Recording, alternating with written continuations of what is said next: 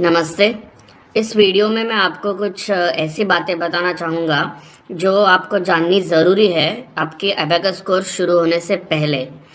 ये बातें जो है वो पता चलने के बाद आपको सही में समझ में आएगा कि इस कोर्स से फ़ायदा क्या होता है, उससे क्या अपेक्षा कर सकते हैं और उसका सबसे ज़्यादा फ़ायदा कैसे निकालें। ओके, सो ये सारी बातें आप ध्यान से सुनिए और समझिए। तो आइए शुरू करते हैं। सबसे पहली बात मैं ये बताना चाहूँगा कि एबेकस क्लास को बहुत से लोग समझते हैं कि मैथ्स का क्लास है, उससे मैथ्स बच्चों का सुधर जाता है, ऐसा बहुत लोगों का मानना है। और ये मानना भी क्यों है, क्योंकि उन्होंने बाकी के बच्चों को देखा है जिन्होंने एबेकस क्लास पूरा किया है कि उनका गणित बहुत ही अच्छा हो जाता है। मैथ्स में वो लोग मार्क्स भी अच्छे लाते हैं और उसको बहुत ही कंफर्टेबली वो लोग हैंडल कर पाते हैं। लेकिन ये गलत फहमी है। एबेकस कोर्स ये ब्रेन का एक्सरसाइज यानी कि बच्चों के दिमाग का एक्सरसाइज का कोर्स है, ये कोई मैथ्स का क्लास नहीं है। जब भी बच्चे एबेकस के कैलकुलेशंस एक अच्छी स्पीड पे कर पाते हैं तो वो करते समय ऑटोमेटिकली उनके दिमाग में दिमाग का एक्सरसाइज चालू रहता है और ये एक्सरसाइज इस कोर्स का सबसे बड़ा पॉइंट है। ओके, सो मैथ्स सुधरना ये ऑटोमेटिकली हो जाता है क्योंकि बहुत कम उम्र से बच्चे बड़े बड़े नंबर्स के साथ खेलना शुरू करते हैं, इसलिए नंबर्स के साथ कोई डर उनका नहीं रहता और यही उनका फाउंडेशन बन जाता है। आगे के सालों में मैथ्स के कंसेप्ट समझने के लिए भी आसानी हो जाती है। ये नंबर्स का डर पहले से एक कम उम्र में ही अगर निकल जाता है मन से, तो फिर आगे गणित का कोई भी कंसेप्ट समझने के लिए ज़्यादा तकलीफ नहीं होती। तो ये उसका इनडायरेक्ट बेनिफिट है। लेकिन एबेकस कोर्स का सबसे बड़ा हेतु यही है कि दिमाग का एक्सरसाइज करना। ओके, सिर्फ गणित सुधारना उसका हेतु नहीं है। एबेकस कोर्स से सबसे ज़्यादा फायदा पाने के लिए सबसे ज़रूरी बात यह है कि बच्चों ने ईमानदारी से रोज प्रैक्टिस करना ज़रूरी है। ज़्यादा नहीं, लेकिन 15, 20 या 25 मिनट की अगर वो प्रैक्टिस अगर रोज करे तो बच्चे सबसे ज़्यादा इसमें से बेनिफिट पा सकते हैं।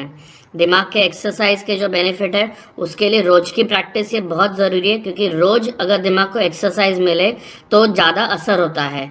हफ्ते में एक बार या हफ्ते में सिर्फ 2 बार प्रैक्टिस करने से उतना फ़ायदा नहीं होगा। तो याद रखिए, सबसे ज़्यादा ज़रूरी बात रोज की प्रैक्टिस। 15, 20, 25 मिनट भी दिए तो चलेगा, लेकिन उतने मिनट की रोज की प्रैक्टिस सबसे ज़्यादा ज़रूरी है। शुरुआत करते समय जब बच्चे पहली बार फॉर्मूला सीख रहे हैं तो उस वक्त वो धीरे धीरे शुरू करें तो अच्छा रहेगा। लेकिन फोकस रहे कि सही जगह पे सही फॉर्मूला यूज़ करने की आदत वो शुरुआत से डाल ले। थोड़ी बहुत भी अगर वो बच्चे गलतियां कर रहे होंगे तो उसे नज़रअंदाज मत कीजिए, उनको उसी वक्त सुधारने के लिए कहिए। बाद में जैसे जैसे स्पीड इम्प्रूव होते जाएगी, बाद में गलतियां सुधारना ज़्यादा मुश्किल होगा। तो जब वो नए नए से शुरुआत कर रहे हैं, धीरे धीरे कर रहे हैं, तभी उनको सही जगह पे सही फॉर्मूला यूज़ करने की आदत डाल लीजिए। स्पीड जो है वो प्रैक्टिस के साथ अपने आप बढ़ते जाएगी। सो फॉर्मूला के साथ वो जैसे जैसे बच्चे कंफर्टेबल होंगे वैसे वैसे वो स्पीड अपने आप सुधर जाएगी। अब ब्रेन के एक्सरसाइज से कई सारे फायदे आपके सामने मैंने लिखे हैं। उनका दिमाग का थिंकिंग का जो स्पीड है वो सुधर जाएगा, कंसंट्रेशन सुधरेगा, अलर्टनेस, मेमोरी, ये सारी चीज़ें भी सुधरेंगी। और सबसे ज़रूरी बात, बच्चों में विजुअलाइजेशन की एबिलिटी यानी कि इमेजिनेशन की जो पावर है वो बहुत ही ज़्यादा सुधर जाएगी। ये एबिलिटी सिर्फ बच्चों में पॉसिबल है, बड़ों में नहीं। एबेकस की कितनी भी प्रैक्टिस बड़े कर ले ये उनको नहीं आ सकता, लेकिन जो 12 साल से कम उम्र के जो बच्चे हैं उनमें ये एबिलिटी डेवलप होती है। एबेकस के मेथड्स सीखना काफ़ी आसान है और बहुत ही कम समय में उसको समझा जा सकता है। इवन 7 या 8 साल के बच्चों को भी 1 या 2 महीने में एबेकस के सारे मेथड्स अगर समझा दिए जाए तो थोड़े बहुत समझ जाएंगे। बड़े लोगों को तो और भी कम समय लगेगा। लेकिन एबेकस के मेथड सिर्फ समझने से बात नहीं बनती, उसे प्रैक्टिस करना बहुत ही ज़रूरी है और ये प्रैक्टिस ही आपको आगे जाके दिमाग के बेनिफिट्स दिलाएगी।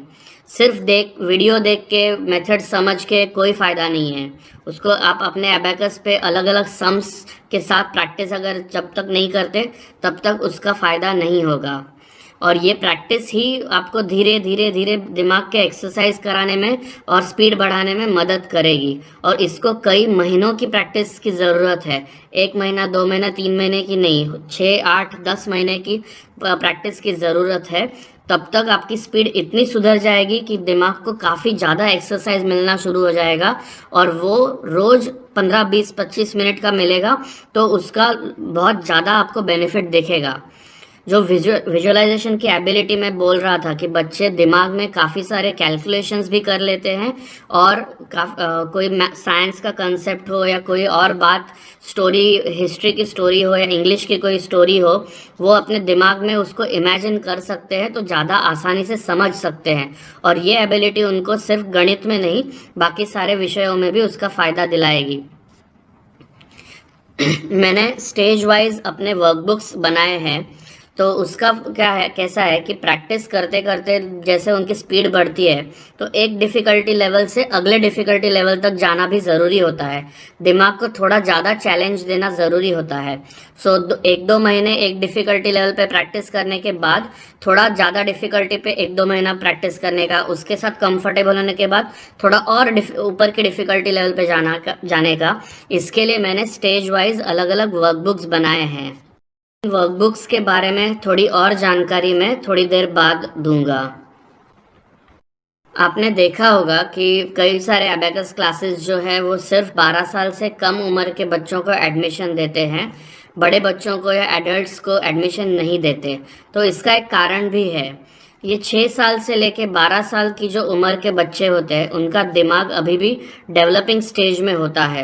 तो उस डेवलपिंग स्टेज में अगर ये एबेकस से रिलेटेड, एबेकस कैलकुलेशन से रिलेटेड अगर ब्रेन का एक्सरसाइज उनको दिया जाए तो उनके ब्रेन में कई सारी एबिलिटीज़ ज़्यादा आसानी से और कई ज़्यादा लेवल तक डेवलप हो सकती है। 12 साल से बड़े बच्चों में ये एबिलिटीज़ डेवलप होंगी, लेकिन उतनी नहीं जितने छोटे बच्चों में होंगी। एडल्ट्स में भी वैसा ही उनको फ़ायदा होगा उससे, लेकिन उतना नहीं होगा जितना छोटे बच्चों को हो सकता है। तो याद रहे, 12 साल से कम उम्र में अगर एबेकस प्रैक्टिस की जाए तो ज़्यादा फ़ायदा हो सकता है। बाद में लेट करेंगे या बाद में देख लेंगे, ऐसा सोचना सही नहीं होगा। अभी जो बच्चे ऑलरेडी 12 साल से ऊपर है या जो कॉलेज में है, एंट्रेंस एग्ज़ाम की वगैरह तैयारी कर रहे हैं, तो उनको भी एबेकस सीखने से फ़ायदा होगा, ये ज़रूर है।